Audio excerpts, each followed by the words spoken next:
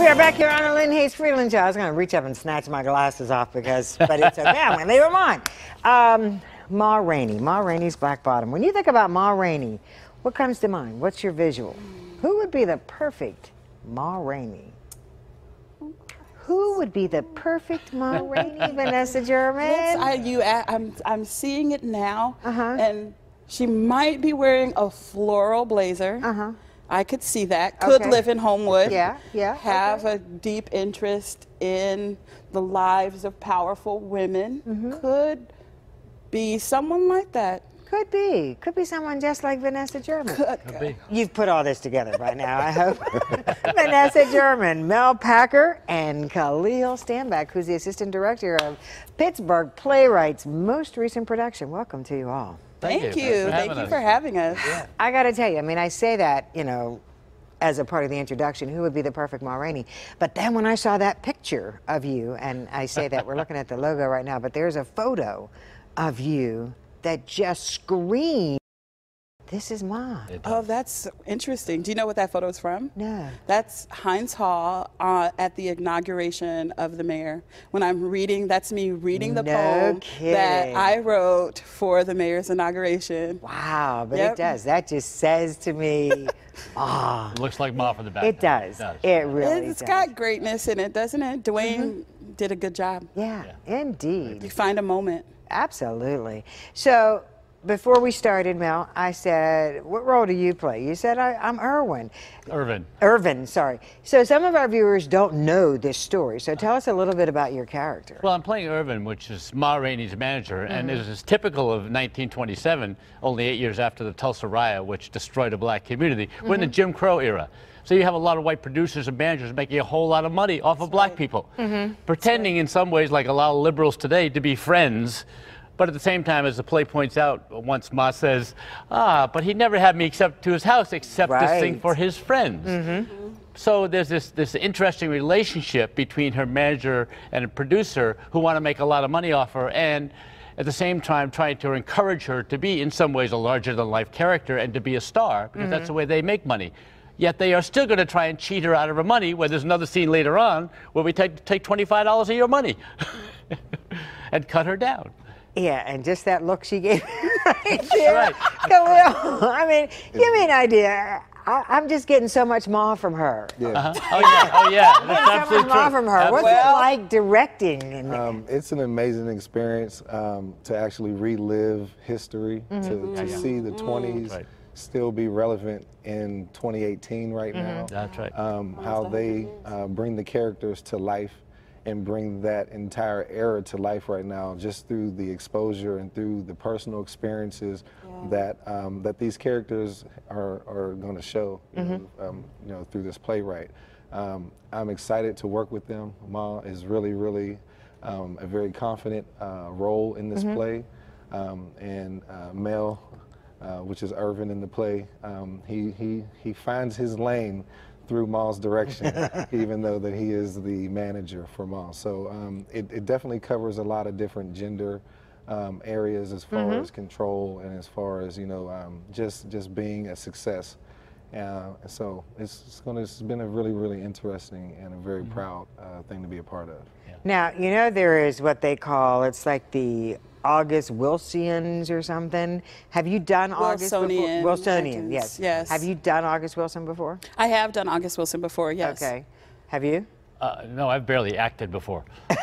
The last time I acted was in Mark Suther's production of the 1892 Homestead Strike. Before that, it was 51 years since I'd acted. No kidding. Yes. Wow. Okay. And how about you? Yeah, I've done 2 trains running, and it was interesting. Really great experience. Interesting. Okay, let's talk about the production now. It actually opens this weekend. This Friday. This Friday. Sold out Friday. So this show is actually airing Saturday and Sunday. So they opened last night, and it runs until mid-October? Correct. Okay. And where's it playing? Pittsburgh Playwrights Theater at 937 Liberty Avenue, 3rd floor. Okay. Yeah. Almost directly across from the August Wilson Center. It's easy to find, easy to get to, got an elevator, it's wheelchair accessible. Now, I understand that ticket sales for like opening night, the matinee, this weekend are great. They're sold out. This weekend is sold out. That's what we like to hear. Yes. But we want to hear that for every night. Yes, we do. Okay, so along that lines, What's the one thing you want people to walk away from? One thing, Lynn, and this is August Wilson in Pittsburgh. I want Black people to walk away feeling proud and feeling as though their soul has been nourished by the tale of this real woman, but also by the way that it was told by August Wilson. I want Black people to walk out feeling proud that we can tell and we can own our stories. And it doesn't have to be all shiny and glossy and one-sided, that we can walk out feeling proud that we see ourselves in all these dimensions and can learn from that. And you know, that is part of the beauty that is August Wilson, because it's not always shiny. It isn't always shiny. It isn't. There's some dull sides, there's some dark sides. Yes, but what August gives you, especially through the character of Levy, is, and it's so, what Khalil says, so relevant right now, is that he shows you what the trauma and what the violence of race can do to a soul, you know? And when you can sit back as a human being, as white folks, Black folks, and look at that and say, wow, look at what this violence did to this man, and he can't, and then you can sort of think about healing in a different way. It's a gift to see that character. Absolutely. You know, without even using the terms institutional racism, historically, that's what August Wilson talks about over and over and over again. It's important for people to understand that and understand our history. You know, that passing civil rights laws did not change a whole hell of a lot. Yeah, this play takes place when anti-lynching legislation hadn't even passed. That's right. Wow. So you could destroy the Black body and it was seen as justice. As it was the middle of the Jim Crow era. Final thought, Khalil, what's the after production conversation when we go see the play and now we're having a glass of wine? What are we talking about? Well, the lead director, Mark Southers, has done a phenomenal job with the Pittsburgh Playwrights, and just providing these opportunities for actors through this city and throughout the country. I think one of the most, I'll say the thing that is going to stand out the most is that we're going to be able to see where we were, but we're going to see how far we need to still go. Okay. And I think that the selection of the cast, I think that the selection of the production team was thought out really, really well, and it was brilliant. And it's going to really be able to show people that even though we do have these barriers and challenges that are within us and among us, that there's still a resolution.